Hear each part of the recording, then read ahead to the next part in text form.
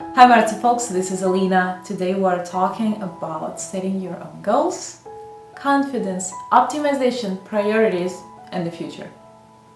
So confidence is the number one thing for any goal. Because if you are not sure what it is you want to do, nobody will understand that either. Having something to work towards will create motivation. And if you haven't figured out your precise goal, it is time to sit down, write down some things and figure it out. Because what's the point of living without a goal, right? As an artist, I think it's very helpful to set yourself a number of goals to do per year, let's say, or per season, depends on how you work. But a realistic number, maybe 3, maximum 4, not like 15. I mean, there can be 15 goals that are maybe not that precise, right? Like staying inspired or whatever. Although I believe that inspiration comes when you start doing something, but that's a topic for another video. But something very precise, like learning certain pieces or plays if you're in theater or music, or maybe learning a certain opera role if you're a singer, or creating an X number of paintings or photographs, or maybe getting into a gallery. Things like that. They have to be precise and they have to be tangible. You have to be able to kind of feel them, you know? In order to achieve your goals, there will be a necessity to narrow down, because you might be getting offers from here and there that are kind of connected to what you're doing, but not really. You know what I mean? Some gigs, some one-time jobs, some projects that might be interesting, but they won't really help you progress in the direction of your big goal. So unless those offers are really beneficial for you as an artist, don't accept them, because they will distract you. You might be earning some money on the side, but you have to consciously understand that they will not help you go towards your goal at that moment. So the time you will be spending working on that side project might bring you some extra income, but you are losing your precious time and energy, and you are not advancing towards what it is you want to do the most. It's very hard to drop commitments, projects, but if you understand that they are not really beneficial for you anymore, maybe you agreed to work on something a while ago, but now you understand that there is no point. You have to learn how to talk to people who are running a project, for example, and explain that now you are not the best person to do this. Maybe it's not the best time in your life to do it because you need to concentrate on other things. It is very hard to hear for organizers, for managers, for administrators who are running it, because it means that they will need to find another person. Believe me, I have been in that boat. A video about that is right here. But on the other hand, it means that if you tell them about this earlier, they will have more time to find a person who will be a better fit for their project. And isn't that wonderful to be working with people who really want to be working on that project, and not to be working with the people who would like to actually concentrate on something else at that point and will deliver a bad quality performance in that project. So this way you are honest with yourself and you are honest with the other people, colleagues, those who are around you. Look into the future. If you have a really big goal that you want to accomplish and it seems like it's so huge and it's for some time in the distant future, but now it's kind of so far, you're still so far from there that it's not gonna really be you as it seems when you achieve that. That's not true.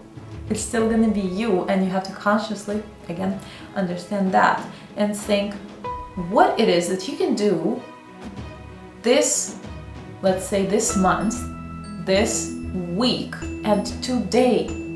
Which teeny tiny steps you can be taking. Maybe you are going to be doing some very small things in order to then move into the direction of your big goal. This way, we're gonna be walking that path instead of thinking of that big goal and never starting to move towards it. For example, you want to write a book and you have never written a book, you've never published a book, you have no idea how it's done. And you wrote a book, but you can't publish it because you don't know what to do and nobody responds to the emails if you are emailing the publishers and whoever. Self-publish. There are platforms that allow you to self-publish books. I don't know what those platforms are because I've never published a book. I don't feel like I want to do it at all. It's not my thing, but just a random example.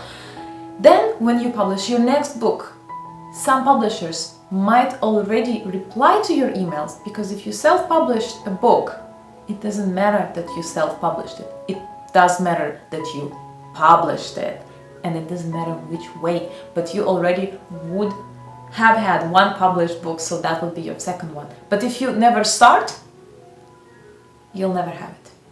If you're a photographer, a model, a makeup artist, you can do TFP photo shoots. And that will mean that nobody is getting paid, but everyone is getting the shots for their portfolio. And in order to later be in business, you need a fresh, good, updated portfolio in order to, of course, stay on track. In my case, what I wanted to do the most was multidisciplinary projects, and I wanted to do artistic research, so I started browsing schools in Europe because I was in Europe and wanted to stay here in Europe. I was just googling keywords. I wanted to do an artistic doctorate, but at that point I didn't think of how am I going to write my dissertation, how am I going to defend, how am I going to do this and that and that. No, I just googled the keywords. That's it. That was my first step. I didn't overwhelm myself with all those thoughts, you know, that are gonna drive you crazy and make the weight so heavy that you will never have enough courage to start. I just took it easy. I took a very small step. I opened my browser and I just googled the keywords. Boom, that's it.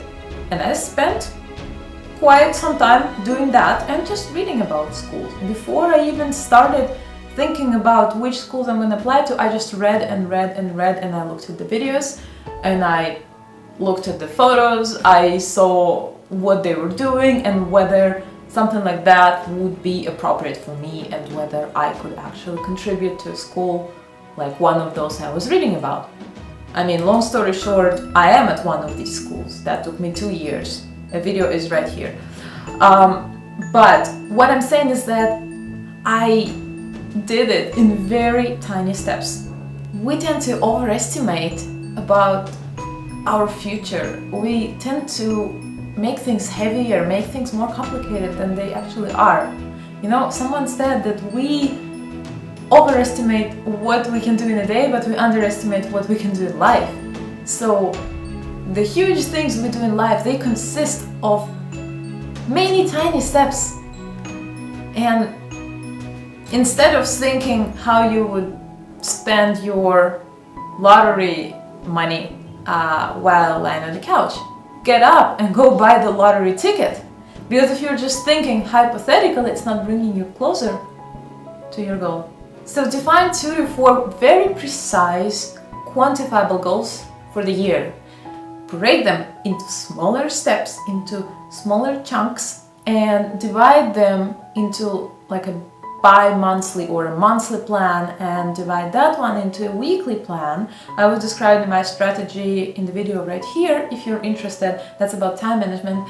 But there is no huge success that happens overnight and it's really, you know, fast and cool and stuff. Every success story is built of many teeny tiny steps that we're taking consistently, and consistency is the key. So if you're in a situation when you don't like your job, but you can't just quit because you need money, think of what it is that you really want to do and make a plan of how you are going to act in order to reach that goal. It means that you will probably be working extra time, maybe you will be working late at night after your day job, in order to advance in that direction. And make a plan on how you might be able to maybe save some money in order to put that aside. And then when you quit the job, you will have something saved that will help you, again, advance in that direction of your big goal. Don't stay at the job forever, complain about your life forever, and never advance to what it is you want to do the most. That's just a miserable life. I mean, is it really worth it? I don't think so. So make a proper timeline. Of course, it can vary, it can be adjusted over time, but that will allow you to plan and shift gears. You'll be ready when things are gonna change. And when you are at that point, go ahead and set yourself a goal, or a few goals, for the next 5 years. It sounds very distant, and it sounds kind of unrealistic, and it sounds like it's not gonna be you, but believe me, it's still gonna be you. It's not that far. And you're gonna thank yourself afterwards. So go do yourself a favor.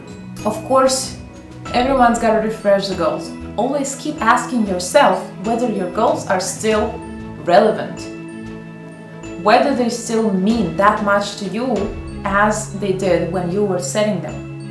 Because if something changed in your life, if you changed, if you no longer need to reach that goal, then there is no point. You need to adjust some things in your life. And maybe now it's a good time to think about it. Always ask yourself, why those goals? And I have heard somewhere that there are 5 whys, so you kind of need to step backwards every time you're asking yourself, like, why do I want to do this and that? Because, and then you have your answer, but then ask yourself again, why? And then this answer again. For example, I want to do multidisciplinary projects. Why do I want to do them? Because I feel that the art can be represented in much more powerful way, and I'm able to share that with the world. But why do I want to share that with the world? I can just be in the practice room and, without sharing that with the world. But this is something that I can actually contribute to the world. And I feel that art makes people better. So maybe this art will actually make someone's life better. Why do I want to make someone's life better? That's a good question. Because the power is in sharing. And when we are able to share with each other, this is what's the most precious about life. So, this was an example. You just kind of keep asking yourself 5 times, 5 whys, in order to get to the core of your goal. Your answer must never be because someone else did it. It means that it's not your ambition speaking. It means that you want their success. Instead, take whatever it is you want to do, really want to do, and make it your own. However, once again, the most important thing is actually figuring out what it is you want to do and doing it, because you are the only one stopping yourself. We can always find a million reasons why we didn't do something, but most of them are going to be excuses. Think about it, write it down. Why have you been putting something off that it is the most precious to you? You could have sorted your priorities differently. You could have made time for that. It's never true when one says, I don't have enough time. What it means is that my priorities are not set in the way when I can make time for this. Technically, because I don't want to. If you need a magic punch from life to go and start doing what it is you want to do, I'm giving you that punch now. Go and do it. Your goals are worth fighting for. This is the only way to be genuinely happy about life. Like this video, share it, subscribe, and hit the bell. Let's help the YouTube algorithm recommend it to other people. I wish you to have a wonderful time. Have fun setting your goals. Unleash what it is you want to do the most. Go for it. And I'll see you in the next one. Bye.